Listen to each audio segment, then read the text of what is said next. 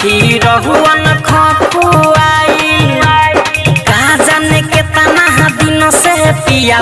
रहुअन मोर भूखाई एतने कहानी रौरे धनहा धीरे धीरे खाला जब जब नाना करी रे सखी लइका नियन सुता जाला भाता रे साला रूस जाला सखी रे दिल टूट जाला भाता रे साला रूस जाला सखी रे दिल टूट जाला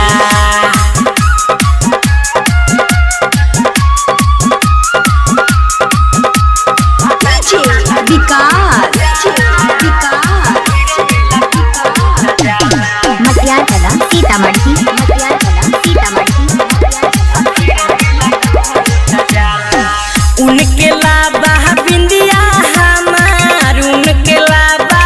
लाली रोजे रोजे गाली देवे हमके टूटल कनवा के बाली उनके लाबा बिंदिया हमार उनके लाबा लाली देखी के कर रहनिया हमारा तनिको नहीं सोहाला नया नौहर कनिया बानी उनका नहीं बुझाला भाता रे साला रूस जाला सखी रे दिल टूट जाला भाता रे साला रूस जाला सखी रे दिल टूट जाला। Recording by A to Z Dhaka DJ Vikas Matiyala Sitamarhi नैहर में कबो पैनी नाही यही से डरावा लागे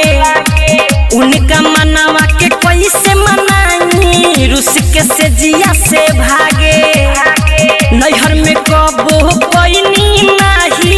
यही से डरावा लागे ओले अनिल बारे संगतिया होई ना उनका भाला